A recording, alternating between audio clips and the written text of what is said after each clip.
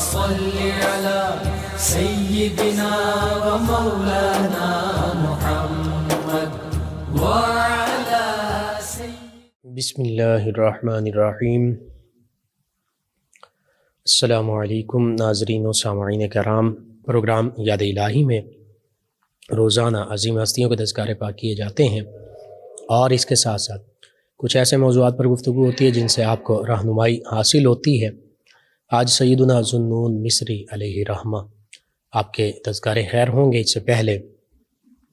زیارت رسول کریم صلی اللہ علیہ وآلہ وسلم کے وظائف، چند ایک وظائف میں عرض کرتا ہوں آقا کریم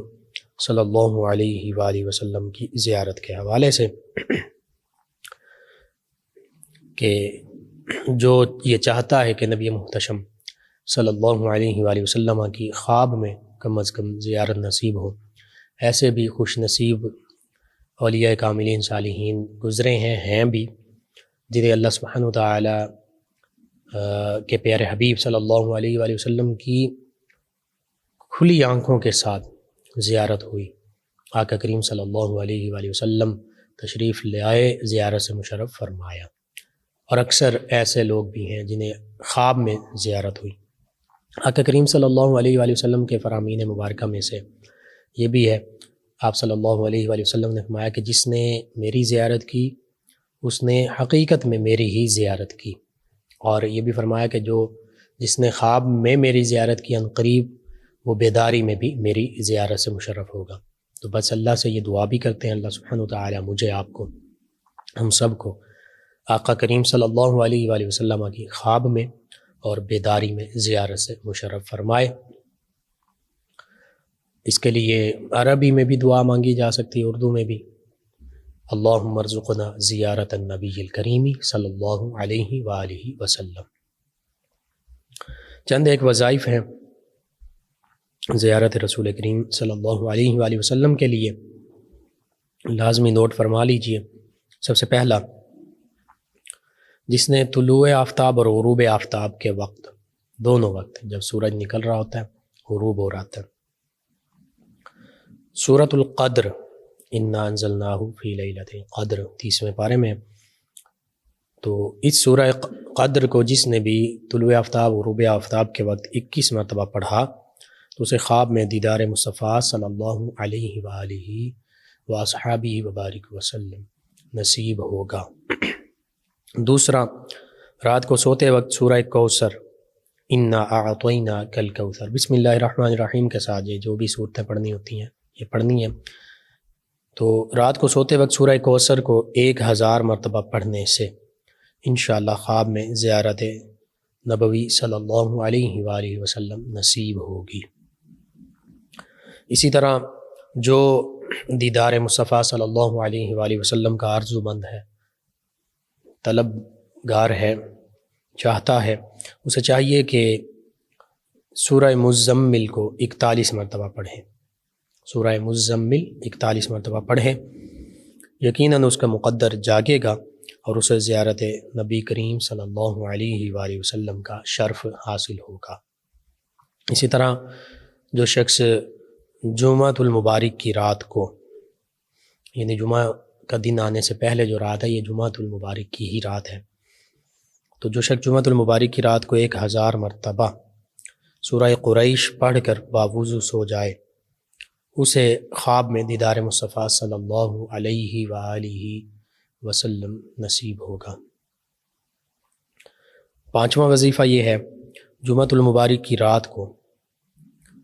2 رکعت نماز اس طرح پڑھے کہ ہر رکعت میں سورہ فاتحہ کے بعد 25 مرتبہ سورہ اخلاص پڑھ کر 1000 مرتبہ یہ درود پاک پڑھے، صلی اللہ علی سیدنا محمد النبی الامی، صلی اللہ علی سیدنا محمد النبی الامی۔ انشاءاللہ دوسرا جمعہ آنے سے پہلے ہی اس کو خواب میں رحمت عالم صلی اللہ علیہ وآلہ وسلم کی زیارت سے حصہ نصیب ہو جائے گا۔ تو یہ 5 وظائف ہیں، پانچوں کر سکتے ہیں، پانچوں کیجئے، جو ان میں سے آسانی کے ساتھ ہو سکتا ہے کیجئے، شرط یہ ہے اول آخر تا تعداد میں درود پاک ہو، دل میں آقا کریم صلی اللہ علیہ وآلہ وسلم کی سچی محبت ہو، اور حرام رزق سے بچتے ہوں، نماز کی پابندی کرتے ہوں، اور اس کے علاوہ بھی کثرت سے درود پاک پڑھتے ہوں، تو انشاءاللہ طلب سچی ہو تو اللہ سبحانہ وتعالی زیارت رسول کریم صلی اللہ علیہ وآلہ وسلم سے نواز دیتا ہے۔ بس اپنے آپ کو بہتر کرنے کی ضرورت ہے، ہم ہی میں خامی ہوتی ہے، کمیاں ہوتی ہیں، آقا کریم صلی اللہ علیہ وآلہ وسلم کی طرف سے لطف و عنایات میں کوئی کمی نہیں ہے۔ آپ صلی اللہ علیہ وآلہ وسلم تو ہم گناہ گاروں کو ملاحظہ فرماتے ہیں، ہم اچھے اعمال سر انجام دیں، آقا کریم صلی اللہ علیہ وآلہ وسلم خوشی کا اظہار فرماتے ہیں، ہم برے اعمال سر انجام دیں تو آقا کریم صلی اللہ علیہ وآلہ وسلم رنجیدہ ہو جاتے ہیں، گناہوں میں پڑ جائیں پھر بھی آقا کریم صلی اللہ علیہ وآلہ وسلم ہمارے لیے مغموم ہو جاتے ہیں۔ آقا کریم صلی اللہ علیہ وآلہ وسلم کی ذات بابرکات تو وہ ہے کہ دنیا میں تشریف لائے تو یہی دعا مانگی سر سجدے میں ہے کہ رب میری امت کو بخش دے، دنیا سے ظاہری طور پر پردہ فرمانے لگے تو ربی حبلی امتی یہی لبوں پر تھا، اور اس کا ایک معنی یہ بھی ہے، اور جو اصل معنی وہ یہی بنتا ہے ربی حبلی امتی، اے اللہ میری امت مجھے عطا فرما دے اور میں پھر اس کی شفاعت کروں گا، وَلَسَوْفَ يُعْطِيكَ رَبُّكَ فَتَرْضَىٰ، اللہ فرماتا ہے قریب اے محبوب صلی اللہ علیہ وآلہ وسلم آپ کو ہم وہ کچھ عطا فرمائیں گے کہ آپ راضی ہو جائیں گے، آپ کو راضی کر دیں گے۔ تو آقا کریم صلی اللہ علیہ وآلہ وسلم تو کائنات کے سردار ہیں، کونین کے والی ہیں، زمین و آسمان کے خزانوں کی کنجیاں تو اللہ سبحانہ وتعالی نے اس دنیا میں ہی آپ کو عطا فرما دی، تو دنیا کی تو آقا کریم صلی اللہ علیہ وآلہ وسلم کو خواہش ہی نہیں ہے، فقر بھی آپ نے اختیار فرمایا، خود امت کی بھلائی کی خواہش، امت بہتری کی طرف آ جائے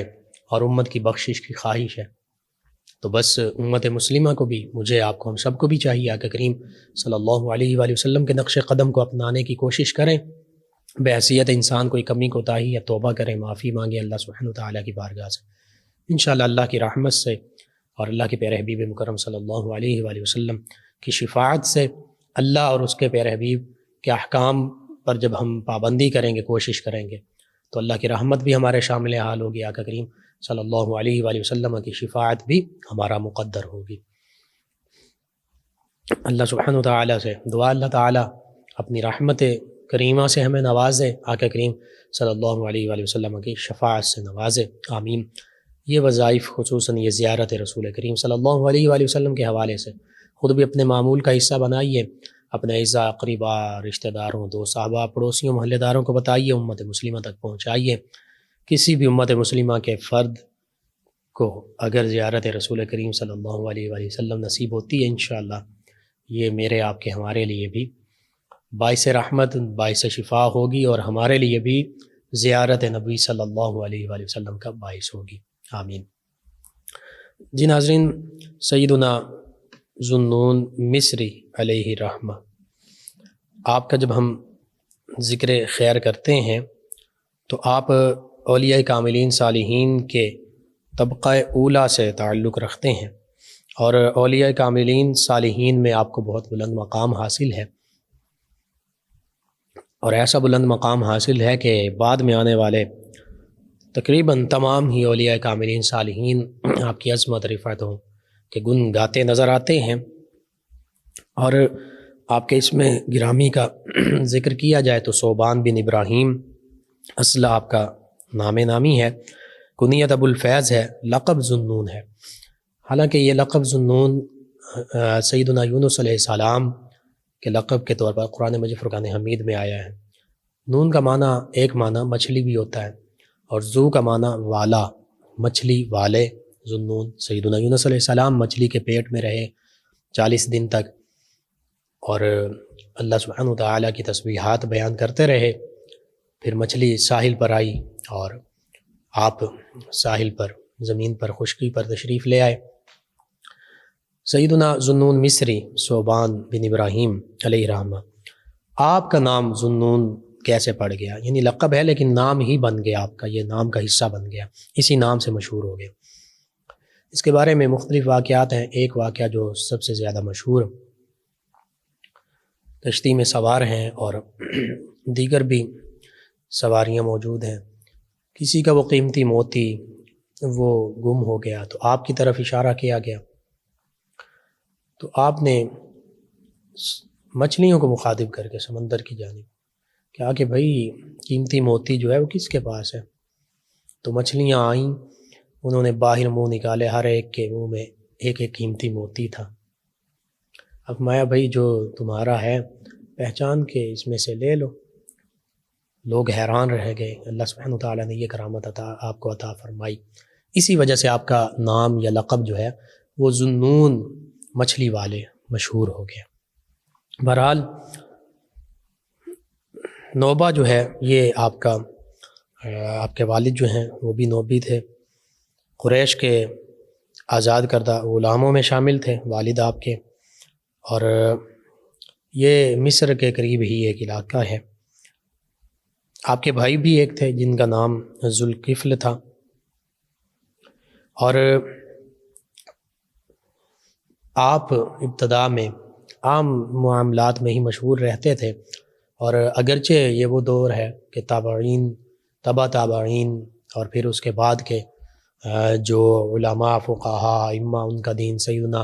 امام مالک رضی اللہ عنہ ان کا بھی دور مبارک ہے، آپ نے ان سے بھی فیض پایا، تو وہ اسلام کا روشن عہد ہے کہ جس میں آج کی نسبت اسلام کی تعلیمات بھی بہت نکھر کر ان پر عمل ہو رہا تھا، اور وہ عظیم ہستیاں بھی موجود تھیں جنہوں نے صحابہ کرام سے اور تابعین سے فیض پایا تھا یا تابعین سے فیض پانے والوں میں شامل تھے۔ تو یوں اسلام کے اس عہد زرعی سے آپ تعلق رکھتے ہیں، اور عبادات، ریاضات، مجاہدات یہ تو ایک عام معاملہ تھا، یعنی مسلمان جو تھے وہ اسلام کی جانب بہت اچھے طریقے سے مائل تھے، اگرچہ چند ایک لوگ ایسے بھی ہوں گے اور تھے جو دیگر معمولات میں مشغول تھے، ظلم و ستم میں تھے، ظلم و ستم کرنے والوں میں سے تھے، اس طرح کے بھی لوگ تھے، لیکن آپ کو پھر عظیم ہستیوں کا جو شرف ملا، محدثین کا، فقہاء کا، مفسرین کا، اولیاء کاملین صالحین کا، تو آپ کو ایسی جلا بخشی گئی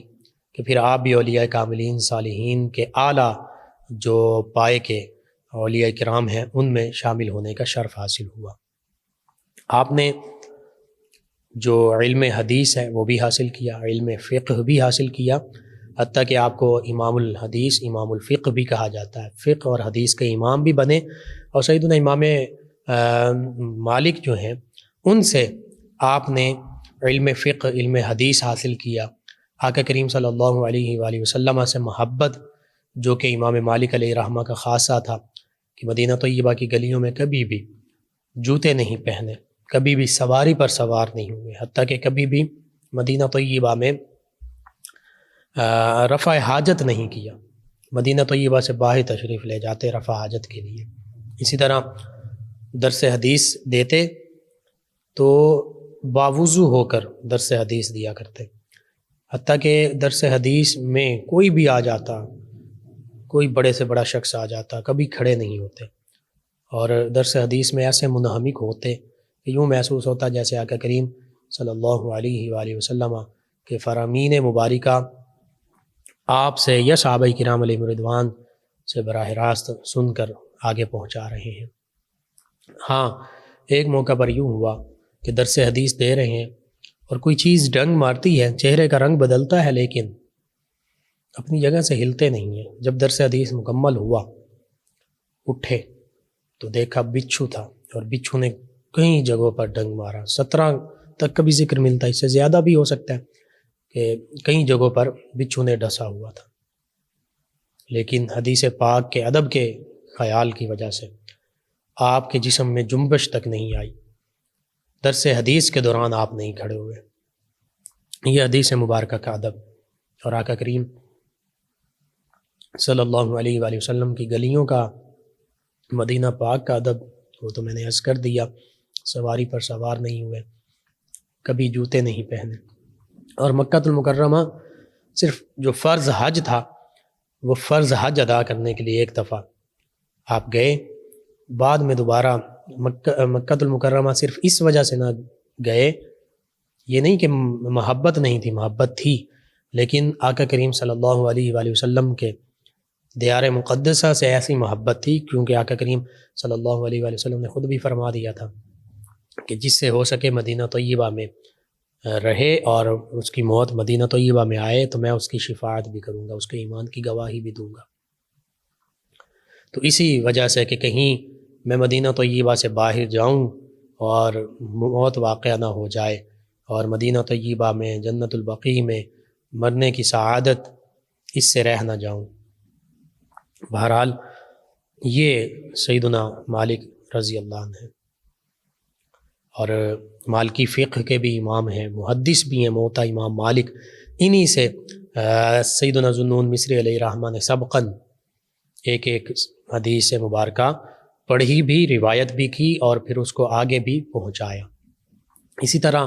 سفیان بن عیینہ یہ بھی محدث ہیں، دیگر محدثین سے علم حدیث حاصل کیا، اور امام مالک چونکہ فقیہ بھی ہیں تو علم فقہ بھی حاصل کیا، اور پھر علم تصوف جسے علم احسان حدیث مبارکہ میں بیان کیا گیا، اور قرآن مجید فرقان حمید میں تزکیہ جسے فرمایا گیا، فضیل بن عیاض اور دیگر بڑے بڑے جو اولیاء کاملین صالحین ہیں ان سے حاصل کیا۔ پوری زندگی جو ہے وہ علم حاصل کرنے میں اور علم آگے لوگوں تک پہنچانے میں گزار دی، حتیٰ کہ مختلف ممالک کا سفر کیا، صرف علم کی خاطر، علم ظاہر کی خاطر، علم باطن کی خاطر، قرآن، حدیث، تفسیر، فقہ، اس علم کو حاصل کرنے کے لیے، اور اس کے ساتھ ساتھ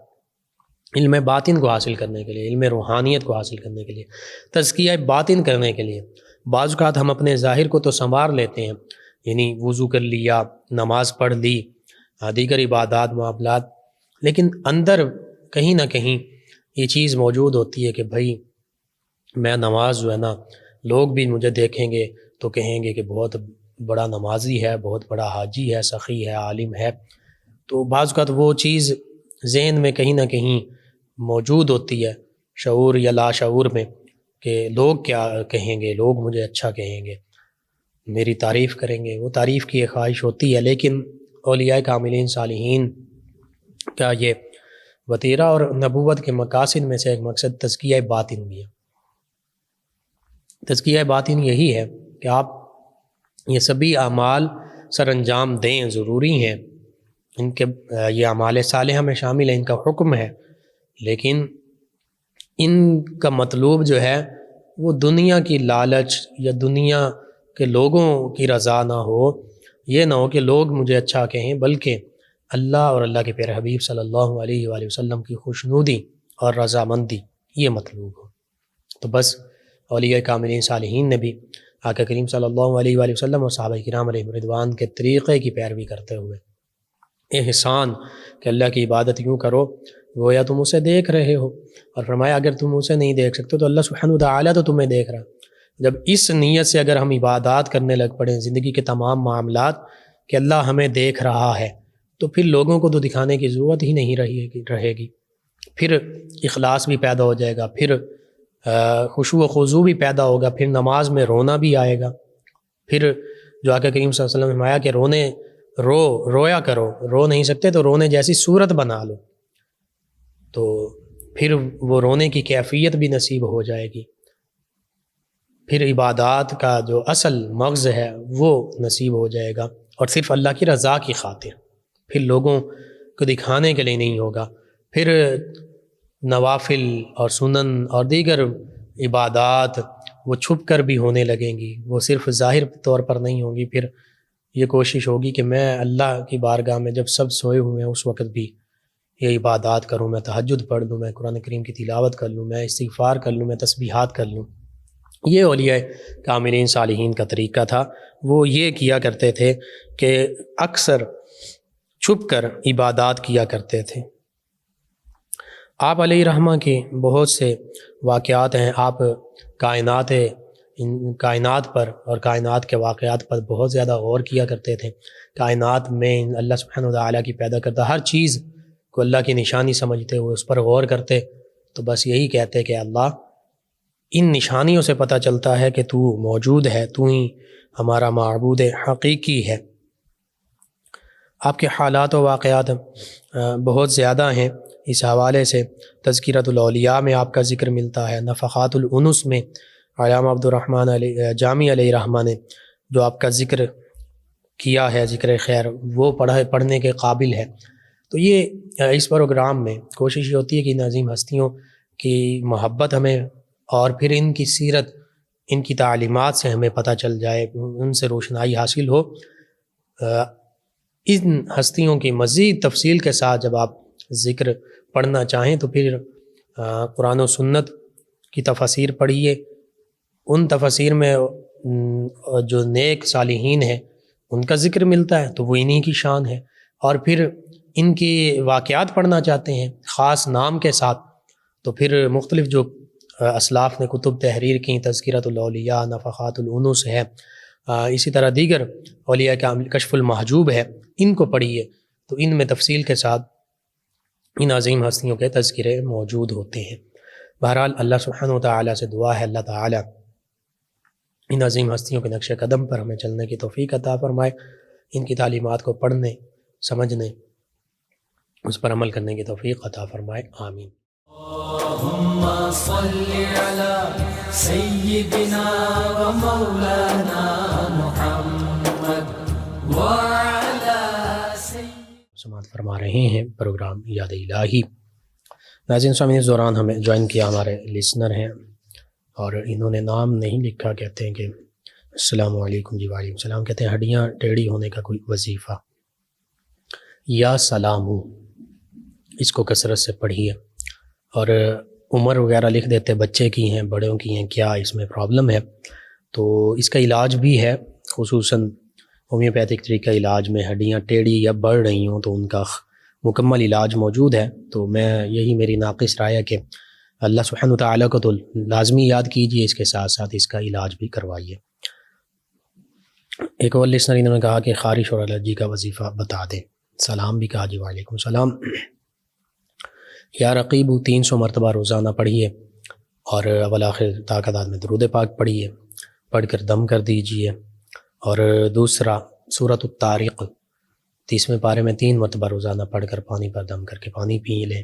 اللہ تعالیٰ شفا عطا فرمائے گا۔ ہیرا صاحبہ 224 وزیر خان سے کہتی ہیں السلام علیکم، کیا حال ہے؟ جی وعلیکم السلام، الحمدللہ۔ کہتی ہیں آپ کا پروگرام بہت اچھا ہے۔ کتاب الشفا کہتے ہیں لینے گئے تو نہیں ملی، 2 کتاب الشفا چاہیے۔ جی بازار سے تو نہیں ملتی، اس حوالے سے یہ ہے کہ 2 ذرائع ہیں۔ ایک تو یہ کہ ہم کوشش کرتے ہیں پروگرامز میں سوالات شروع کریں، انشاءاللہ نیکسٹ ویک سے ہی شروع کر دیتے ہیں، تو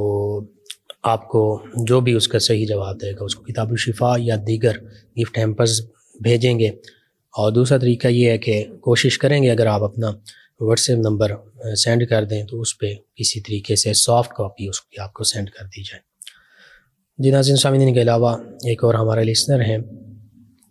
غالباً بشرا صاحبہ ہیں، فیصل آباد سے، کہتی ہیں السلام علیکم بھائی، کیسے ہیں آپ؟ جی وعلیکم السلام، الحمدللہ۔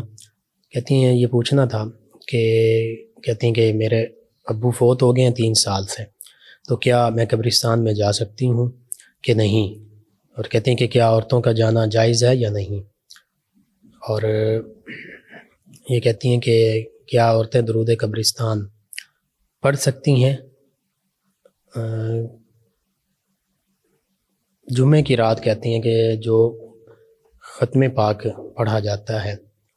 اس کا طریقہ بتا دیجیے۔ چلیں جی 2-3 سوالات میں عرض کرتا ہوں۔ قبرستان میں مخلوط شکل میں تو بالکل خواتین نہیں جا سکتی، اور ہاں یہ ہے مکمل پردے میں جانا چاہیں تو جائیں، محرم کے ساتھ بہت زیادہ ضروری ہے۔ تو جیسے ام المومنین سیدہ عائشہ صدیقہ رضی اللہ تعالی عنہا جب تک آقا کریم صلی اللہ علیہ وآلہ وسلم اور سیدنا ابو بکر صدیق رضی اللہ عنہ وہ موجود تھے اپنے قبور مبارکہ میں، تو آپ تشریف لے جاتی تھیں۔ جب سیدنا عمر فاروق اعظم رضی اللہ عنہ کی تدفین ہوئی تو پھر آپ مزید زیادہ پردے کے اہتمام کے ساتھ جاتی تھیں۔ تو اس لیے جو شریعت کی حدود ہیں ان کو فالو کرتے ہوئے محرم کے ساتھ اگر زیادہ مجبوری ہے تو پھر جا سکتی ہیں، ورنہ